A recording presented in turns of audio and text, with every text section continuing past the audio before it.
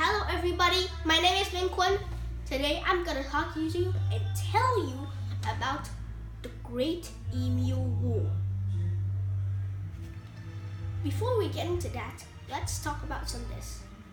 For the man who thinks about himself getting strangled by a tarantula and a kangaroo breaks his kneecaps and he thinks, yes please.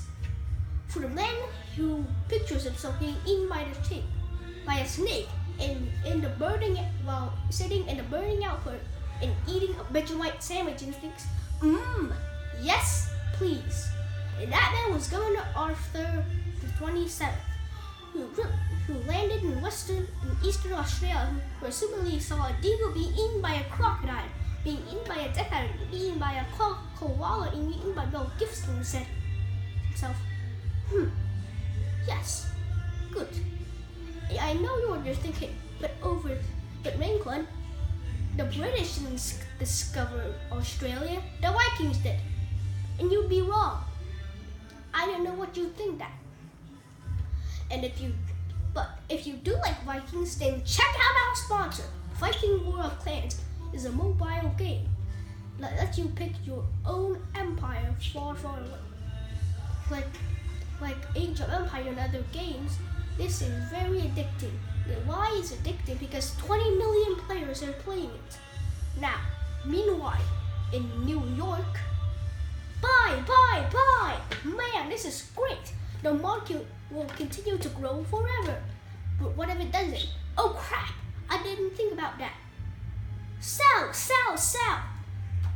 And the market crashed, which meant an economic downturn, which everybody money, so it's a more economic downturn, which nobody bought anything, so more economic downturn. And said, hey, what if all the Great Plains got destroyed and the big dust storm came in? That's right, more economic downturn.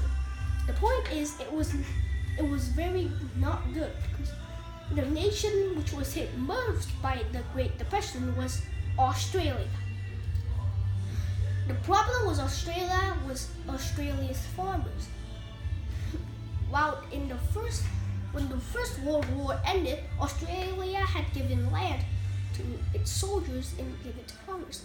But because of the economic downturn, the farmers weren't just making enough money. So many left to find work in the cities. But those that were there were gonna get time even worse. Done!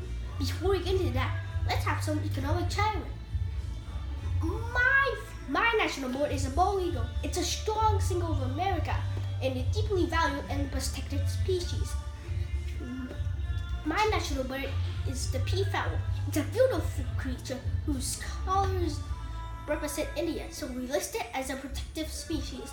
My national bird is the emu. It's a pest. Also bloody delicious. Emus, 6 feet tall, 30 to 120 pounds, can run up to 40 miles per hour. Usually return to the coast after their breeding seasons, but suddenly they found West Australia, full of lush, wet farmland. Oh my, look at all this wheat, delicious wheat that seems to be grown here in large quantities.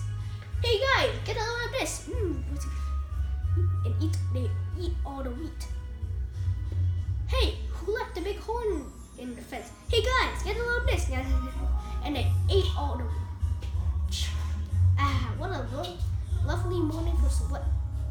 Oh damn emus! They haven't bullied.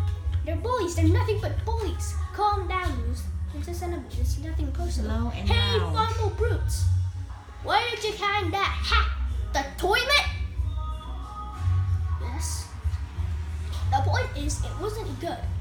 So something had to be done, because the 20,000 emus were the already struggling farmers, thousands of dollars in lost crops. So the farmers had to do something. So in 1923, they went to the government.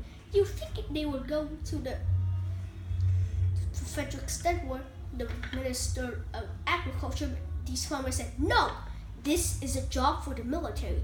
So they went to George Pierce, the Minister of Defense. That's right. Australia was gonna go to war with the emus. Not everybody was happy about this. This is crazy. We can't just go slaughtering thousands of our national bird. Oh, come on, guys. The machine guns will make it quick and painless. Machine guns? You're using machine guns? This is animal cruelty. I know that it's unusual, but it's not like we're poachers turning them birds into feather hats. Think of the benefits. It will be good target practice for our boys. The government can took action. Plus, I can get myself a new good feather hat. Did I say feather hat? I meant I want to gather chat with you and turn these emus all into feather hats. Did I say feather hat? I meant I want to wage terror at these emus and turn them all to the feather hat. Damn it! First, Pierce made the farmer sign that Pierce wouldn't get any of the blame if the operation that was clearly stupid turned out to indeed be stupid. So the operation was on. Major DPWT Meredith and his men were added with 2 loads of machine guns to hunt the evil emu population. Target spotted! Well, was it an emu? No, sir. It's an emo. Damn it, Jones! Learn your vowels. I'm sorry. Okay. Looks like the humans are trying to find us. But I have a perfect plan. See if you can follow me here. When they approach, we run away. Sir, you're a genius. First, Meredith and his men tried attacking a mob of emus far away. And the men were only able to kill what they said a number of birds, and the vast majority got away. Cut! Winner of the war, emus. And then Meredith and his men tried moving to the west, more north, more south, where the emus were said to be more tamer. Then they tried, okay, we need to get closer. Not to me, you idiots, to the emus! Oh, I'm sorry, sir. No. I like it. And then they tried to sneak on a large mob of emus with close range. Maybe the men were just unlucky, but my suggestions say that the emus were magic because both guns jammed and just 12 emus were killed. Cut! Winner of the emu war, emus. The men were being really humiliated because they were just lost by a large compound ostriches. Pierce was really humiliated. And called the operation off. But just 4 days later, the farmers went to him and say, "Hey dude, the emus are still destroying our crops. Can you send out the military to get them?" And Pierce was like, okay. So the operation was on for round 2. This time Meredith and his men had a good idea. Okay, Jones, you load my machine gun. I'll chase the emus. You shoot. Got it? Got it. And then Meredith crashed into an emu. I'm gonna shove that camera up your ass. And then the men tried another idea. Sorry. This time the government was really humiliated.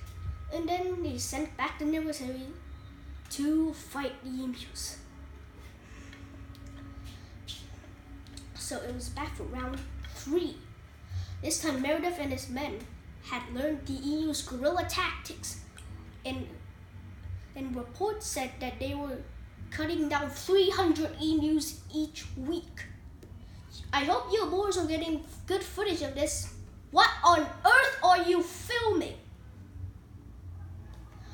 The emus were, after 1,000 emus were eliminated, Pierce finally ended the operation again and declaring victory for the humans. So there were 20,000 emus. They're destroying crops, and you killed 1,000. Yep. So there's still 19,000 emus. They're still destroying crops. Yep. And through amount, you've burned through 10,000 rounds of ammunition. Yep. So that means you burned down 10 rounds per kill. Right? Yep. Yeah, I'm gonna call this one for the emus. At the end, the winners of the Great Emu War were the emus. But the men were the brave men who sacrificed their lives, risked their families, left their families to take on the great emu population. Let's remember those memories, the bonds they made. But then a farmer said to them and said, "Hey, I solved the emu crisis." "Really? How?" "I used to make some better fences."